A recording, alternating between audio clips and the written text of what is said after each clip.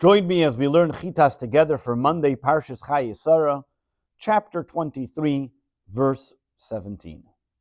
Vayakom stay Ephraim. Yesterday we learned about where Avram purchases the field of the Machpelah and the cave that's in it to be able to bury Sarah, and he buys it for 400 top dollar coins from Ephraim.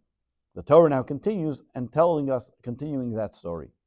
Vayakom stay Ephraim asher b'Machpelah, and Ephraim's field of the Machpelah, which faced at the time asher lifnei Mamre, the plains of Mamre, Hasada v'Ma'ora, the field and the cave that was in it, asher boi v'chol ha'etz asher basada, and every tree in its perimeter, asher basada, that was in the field, asher b'chol gvuli saviv, in its all boundaries. Saviv confirmed that this was all part of the purchase. Verse 17, Rashi, Vayakom stay Ephraim, Tukuma hoisaloi. It got an upgrade. Sheyatza miyad hedyet, it went out of the hands of a simple person who was Ephron, liyad melech, to a king who was Avram. Pshuti shal mikra, the simple interpretation of the words Vayakom, and it stood up. What does it mean that the field got up? Vayakom hasada v'ama'or asher b'cholei tzachal Avram lemikna, meaning that everything that was in the field now became the possession of Avram.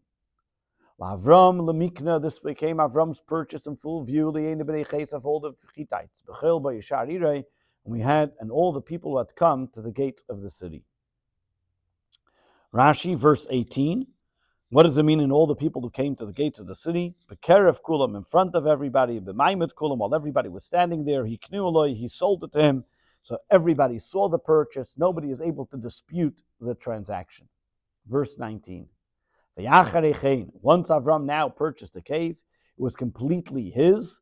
He was then able to cover Avram Asara Ishtei. He buried Sarah, his wife, in the cave of the field of the Machpelah, al pnei Mamre, which faced the plains of Mamre. He Chevron, that is Chevron be'eretz Canaan, in the land of Canaan. Rashi. Next one.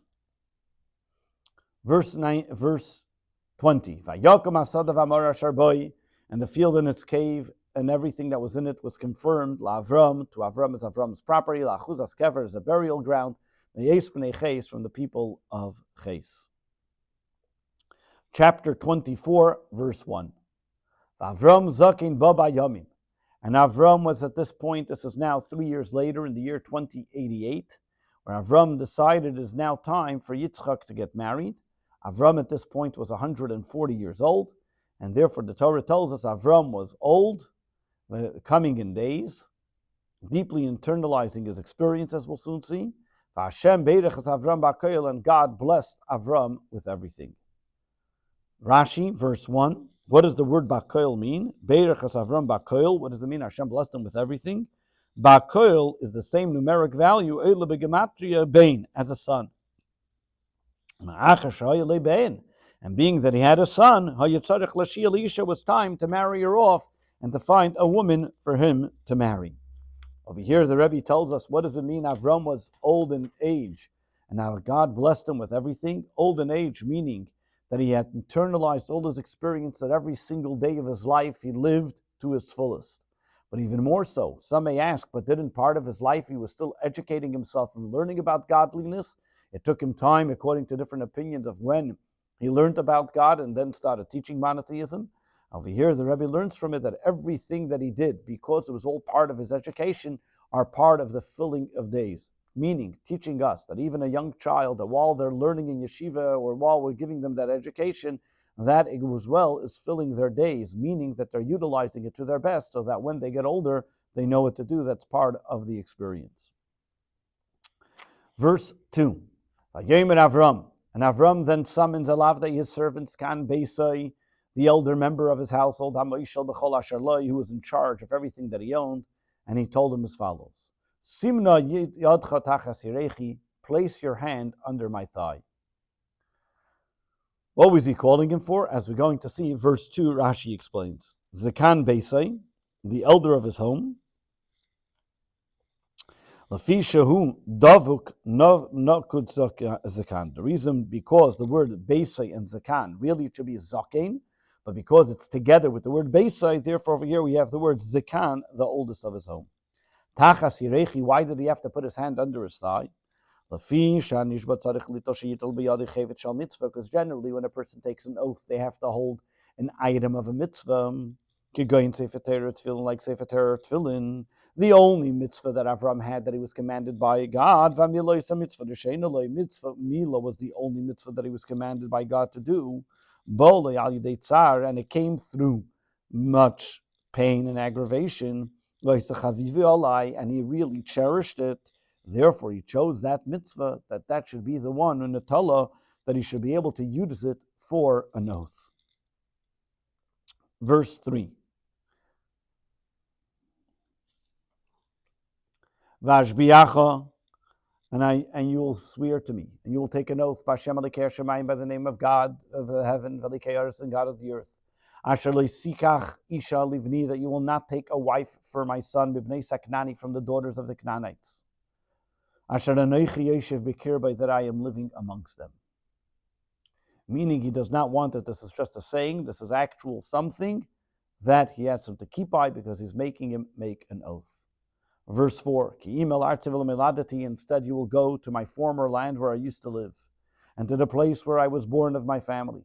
Telech, you will go, v'lekachta, you will take from amongst them Isha, a wife, livni, Yitzchak, for my son Isaac, for my son Yitzchak.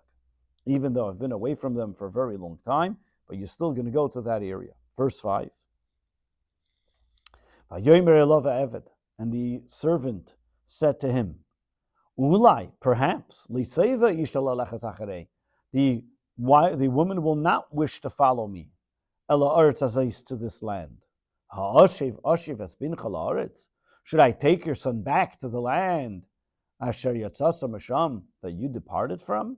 Meaning, what if the woman doesn't want to come here? Do you want me to go back there and bring your son there and maybe influence them and get them to come here? Verse 6, Vayomer Lav, and he told him, Avram told his servant, you must be very careful. Do not take my son back there. Verse 7. Hashem Elikei Hashemayim, the God in heaven, Asher lekachani mibeis avi, that has taken me out of my father's home, umeretz meladati, and from the place that I was born, v'asher dibrli, and that told me, v'asher nishbali, and that he swore to me. Lamer, saying, l'zarachat and to your children, to your offsprings, I will give them this land. Hu yishlach malachi lefanecha, he will send an angel before you. V'lakachta isha livni l'misham, and you're going to be able to find a woman for my son from there. Verse 7, Rashi, what is he referring to? Over here he's only saying Elikei Hashemayim, but he did not mention Elikei Aretz, the God of the earth, like he said in the first time. And before, when he said you should swear, he said in the name of Elikei Aretz. V'lo yomer v'Elikei Aretz l'may l'omer v'ashmiyacha v'gemer. Why does he do that? Omerle, he said, Achshav now, Elikei Hashemayim Elikei Aretz. He's called the God of the heaven, the God of the earth. Sheregaltiv, because I have publicized his name, Kefi Apriyas, because now people know about God. But when I left my parents' home at that time, he was only the God of the heaven. The people here did not know about him. Because the people of the land, the people of earth, have not yet to come understand and appreciate and know the greatness of God. What does he mean, the place of his home, of his father's home? He's referring to Charan, where he left his father Terach in Charan. Uberetz Meladati, the place that he was born, Ur Kazdim, that's when he left from Ur Kazdim the first time. Vasher Diberli, what does it mean he spoke to me? Litzarki, for my needs, that he promised me that my offsprings will inherit me. Kamoy Asher Diber Elai, V'chein B'chol Makim Li V'loi V'lahem, Asmuchem Eitel Dibur. Therefore, any time the words Li, Lahem, or Loi that have a connection with the words Diber, spoke, Mufirashim, they're explaining Beloshin Al, meaning on the thing that the person just mentioned. V'atargum Shalahem, and its Aramaic translation would be Alai, Alahun, Alahain, on me or on them, or whatever it's referring to in the context. She'ein neifel eitzel dibur. It is incorrect to say that by the word dibur loshin li, to say me, him, or them, ela elai, to me, to them, v'targum shalom ime imhoin, aval eitzel amir, but when it says the words omar or vayomer, nafaloshem li loy v'lahem. Rashi over here is teaching us a few laws in grammar when it comes to the words li, loy, and lahem, depending on the word prefacing it, if it's diber or amar. That would help you understand if the word is li, to me, or is on me, or about me. So if it's diber, then it's about me, and if it's amar, then it's to me. Vasher nishba, and he swore to me, ben absarim, by the covenant of the splitting of the flesh, that God, of the animals, that then he told Avram that his children will be the ones to inherit the land. Verse number 8. But if the woman refuses and does not wish to follow after you, and then you'll be absolved of this oath, of from this oath from me, but be sure not to return my son there. Verse 8, what's the oath? The oath that I told you to find, so what would you do if she doesn't want to follow you? Then you'll find a woman from the children, from the daughters of Aner, Eshkel, and Mamre, that they were very special people in the land of Canaan, that they were the ones that encouraged Avram to do the bris. Rak as beni, rak, which means with the exception, mutu, beni einechezer, my son does not go there. Alva Yaakov ben beni seif al-achzer, my son will not go back to the land of Haran, but my grandson will. Verse 9. And the slave and the servant placed his hand under the thigh of Avram, and he swore to him regarding this. This concludes the second Torah reading of Chayei Sara.